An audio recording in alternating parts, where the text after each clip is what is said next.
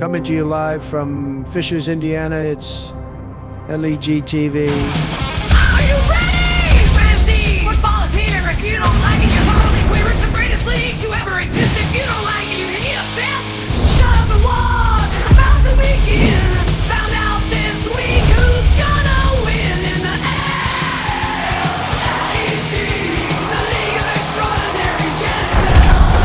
It's the LEG, the League of Extraordinary Genitals. It's the LEG. It's fantasy football time.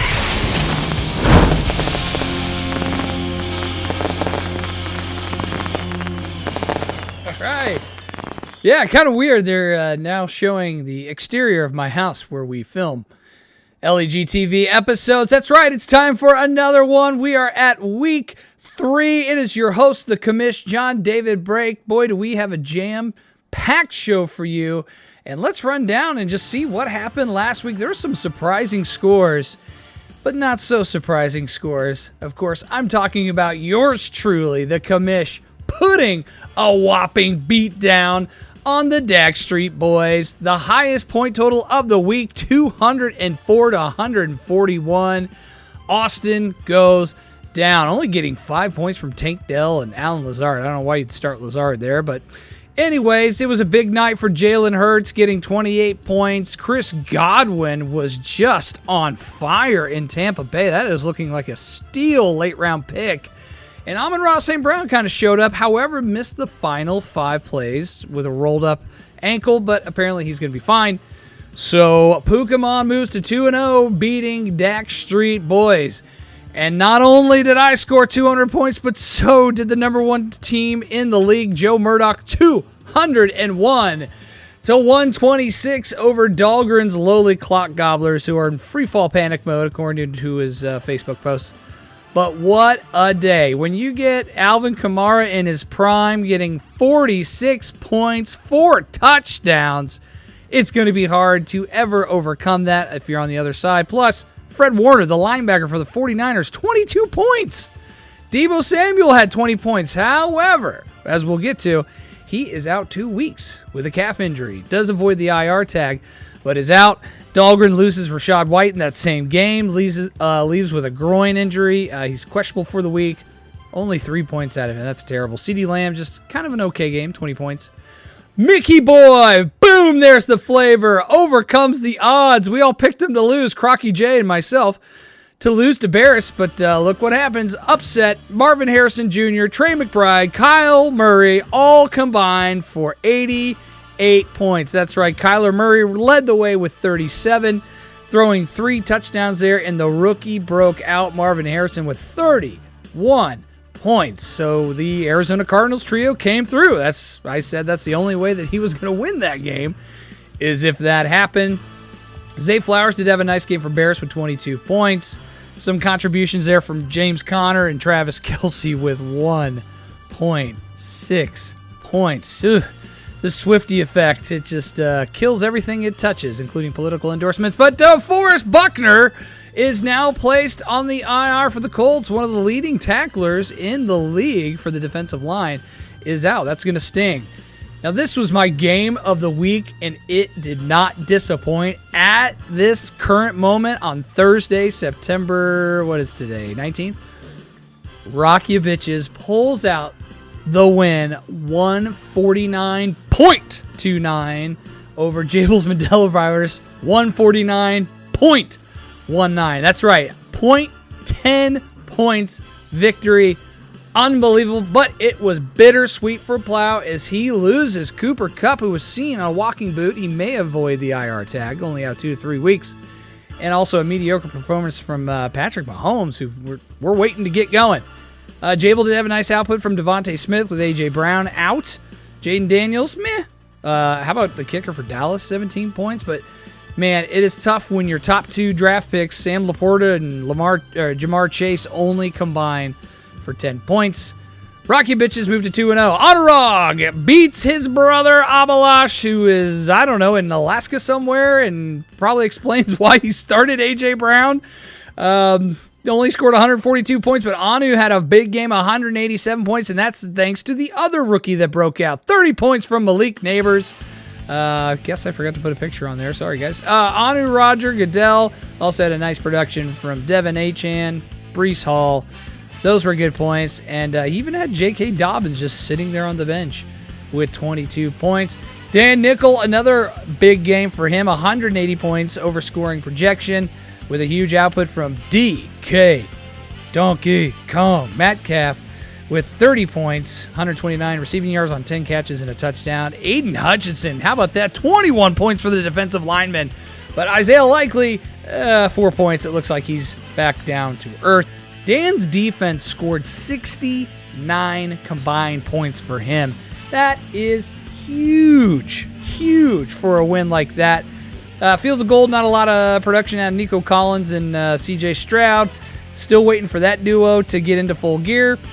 Justin Jefferson, despite the lack of quarterback and the rise of Sam Darnold, 25 points. And Evan Ingram got injured in warm-ups and therefore did not play. And that was a giant goose egg for the old Shookster Hoffa boy. All right, so those were the scores. We've got some undefeated teams, really only a couple. And everybody else is pretty much 1-1.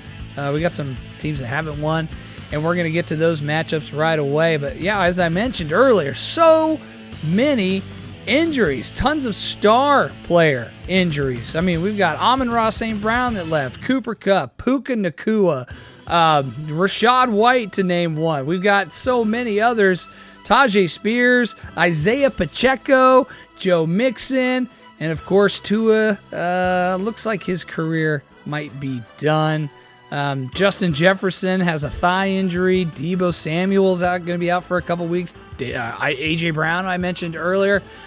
So many injuries. So we are trying to navigate that, and hopefully the waiver wire is up and alive. But man, I haven't seen this many fallen stars since the cast of Ocean's 11. Take that, Clooney and Damon and Affleck.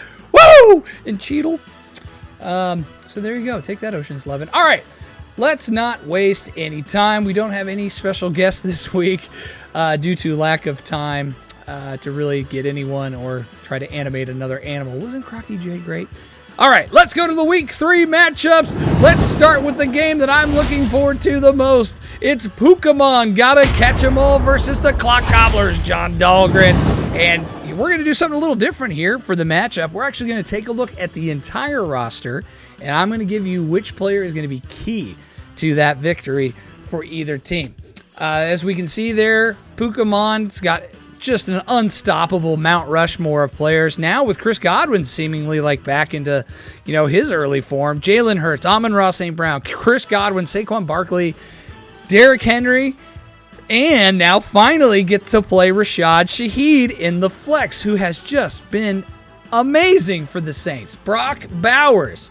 Let's talk about Brock Bowers. This is my key to victory. All Brock Bowers needs to do is do what he's been doing. He leads the league for tight ends in targets, in catches, in yards. The only thing is he's done all this production with 0 touchdowns, and I look for that to change this week. And if he has just a decent game and outperforms his 10-point projection, it's going to be over because of all the names I mentioned for Pukamon. Now, Dahlgren does seemingly have a chance. Oh boy, Anthony Richardson, boy. I am officially nervous about Anthony Richardson starting at quarterback, but look at that. CeeDee Lamb, I mean, he should have a good game. That Baltimore game should be a shootout with Dallas. Dallas needs to get back on track. Devontae Adams against Carolina. Now, that's going to be tricky because if the Raiders, that's right, the Raiders are having a big lead and protecting that lead, probably not going to throw as much, and you really don't want to with Gardner Minshew. But look at the running backs. Rashad Stevenson, DeAndre Swift, I don't like it. Mark Andrews, what's happened to him? I mean, he had a bounce-back game-ish.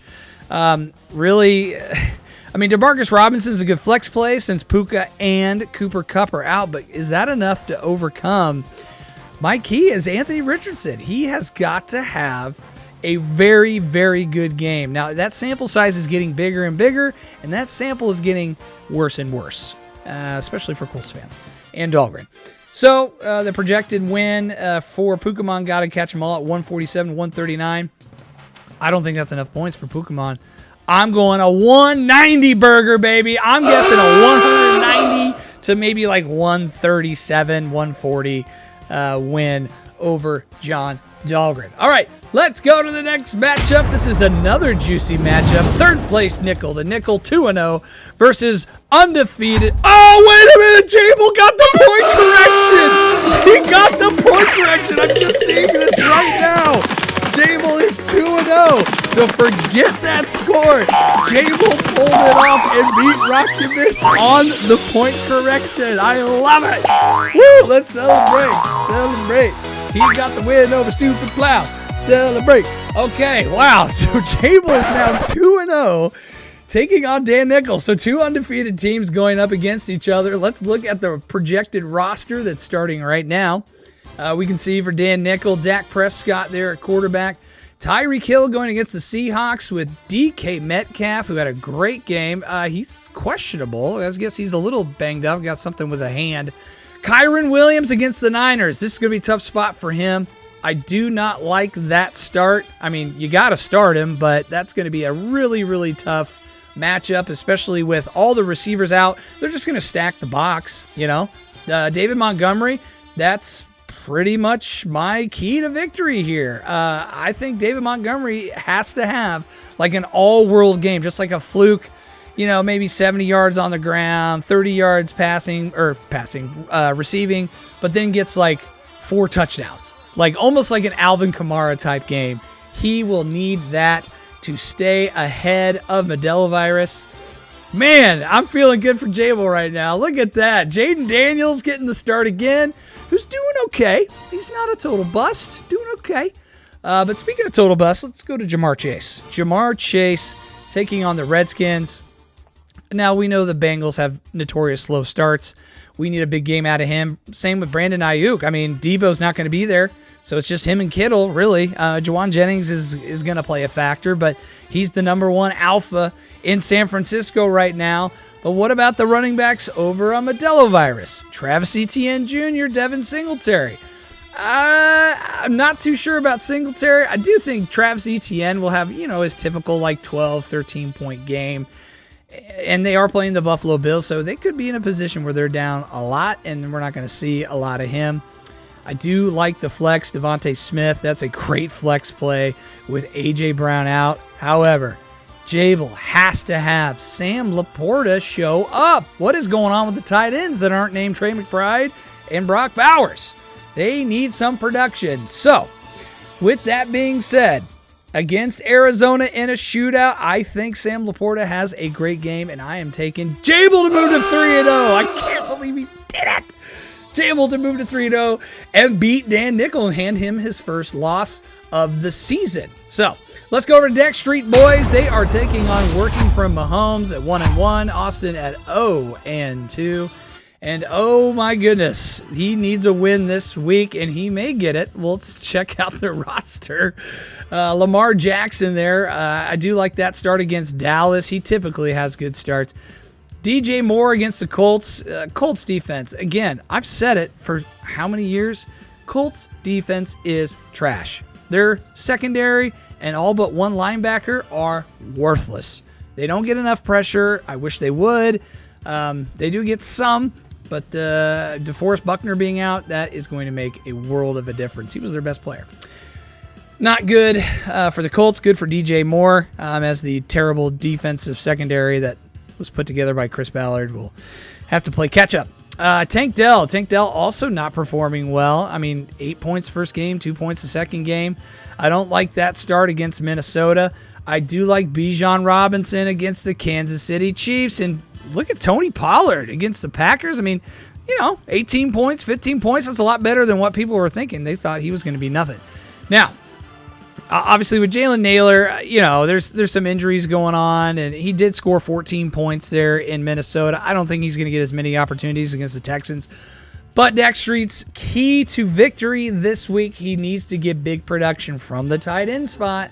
George Kittle. George Kittle needs to be relied on heavily from Brock Purdy and score a lot of points, and that is what will overcome the Tank Dell, DJ Moore hole that is there for Dak Street Boys. I think that's really their biggest weakness. Now let's go over to working for Mahomes. Adam Barris starting Jared Goff against Arizona. It might be a shootout. We'll see. I do like Mike Evans to hopefully, he comes back. It's been the Chris Godwin show early on in Tampa Bay. So we'll see if he bounces back after a 7-point performance, scoring 23 in the opening week. Zay Flowers, I do like that start as well. I think Zay Flowers actually is going to outperform and carve up that Dallas secondary. Now here's where I don't like it. The Alexander Madison for the Raiders. I mean, who knows? He had a good game first week, didn't have a good game second week, and then the reverse for Zamir White. James Conner, that could be a sneaky good start. 19 and 20 points consecutively, one of the top running backs in the league. That is solid. And Jalen Reed did not have as good of a game as he did against the Eagles in the opening week, only 5 points. Barris is key to victory. You cannot have 1.6 points from your stud tight end, Travis Kelce, okay? He needs to shake it off and actually produce for Adam Barris in order to win. I don't think he does. I think it's going to be a swift victory for Dak Street Boys and gets on the board for the first time this season. I'm taking Austin Stoll. John Austin Stoll. All right, how about Mickey Boy? Boom, there's the flavor against Purdy Little Liars. Look, I don't know where Abby is. I don't know what he's doing. I don't know if he's paying attention. I don't even know if he watches these videos. But he is clearly cut off from society and, everything but Instagram. So I don't think this is going to be close. I mean, right now, look at the projected lineups. 126 points. It's because he's got a doubtful starting A.J. Brown. Will he actually sub him out in time? I don't think he will, because on his bench, there's not really anybody that can really step in. I mean, maybe Tyler Lockett, not Puka Nacua, out. Keon Coleman, maybe Khalil Shakir is really the guy there in Buffalo. So who knows? Joe Burrow, slow start. Pittman, I have another name for him that rhymes with Pittman. Brian Robinson Jr., that might be a sneaky start with Joe Mixon. I do like the running backs. Abby has the advantage of the running backs over Mick, but that's about it for me. Let's look at that Arizona Cardinals trio that is relying heavily on this victory. Kyler Murray, Marvin Harrison Jr., Trey McBride. Oh, and he's got Garrett Wilson in the flex? Are you kidding me, guy? Now, Garrett Wilson, 22 points in his first 2 games, is very underwhelming for a person that was drafted in the first round. So, you guessed it, that's going to be my key to victory this week in the flex. Will Garrett Wilson get going with Aaron Rodgers and have a Garrett Wilson type game that we've all been waiting for? Not really, only if you're a Jets fan or if you're Mick. Because I do not like the Austin Eckler, Jalen Warren combo for Mick on the running back side. Jalen Waddle is always a sneaky pick. I mean, again, he's boom or bust. 18 points first week, 8 points the next. That's really it. And, good defense too. Mick obviously projected win since Abby still has A.J. Brown starting. I don't think that's going to change. I'm taking Mickey Boy. Boom, there's the flavor to beat Oblash Ready this week. And here's another matchup. 2-0 Joe Murdoch, Insane Ground Posse, first overall team here through the early part of the season, taking on the worst team in the league, Mr. Nick Shook Hoffa Jr. You like that, Nick? He is projected to lose to Joe. Not by a whole lot, only about 13 points separates the two. And, for Joe's team, we're relying heavily on Josh Allen, who had a very meh game. The Alvin Kamara thing, that overcame everything, so it really didn't matter. But I like Rashee Rice. Oh, and look at who's his starting receiver who had 13 points last week. Chris Olave. Weird how he would be so good to have on your team over Jerome Ford. Idiots. Jonathan Taylor. I'm mixed bag on Jonathan Taylor this week, though. I mean, he had an okay game. 26 points through the season. He might be just right there, like a 13-point game. I I'm actually worried the Colts are going to lose to the Bears. I really am. They're worse than I thought they were. And I had high hopes this season. My high hopes were like maybe get 8 wins. And yeah, that's not looking good. Josh Jacobs, however, 17 points last week, 11 the previous week. Not a bad start for him. Dalton Kincaid, another tight end, who is not performing up to standards projected early in the seasons. And there he is, Alvin Kamara in the flex. And let's go ahead and say it. Alvin Kamara, he is the key because he did get 46 points last week, and that was the reason they won, because he overcame Josh Allen and some other point production that wasn't up there. So I think Alvin Kamara is Joe's key to victory. He doesn't need 46, though, this week.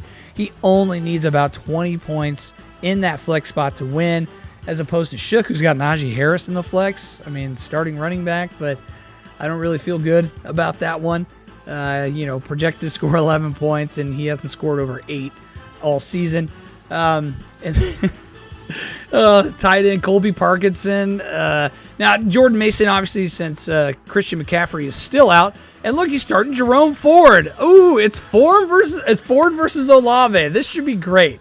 I really hope that this solidifies how bad of a trade that was for Nick. And good on Joe for, again, taking advantage of the low football IQ people in the league that could not see blatantly that this was a very lopsided trade. So good job, Joe. I mean, that's why I approved it. I'm not going to take advantage of that unless it's like something egregious.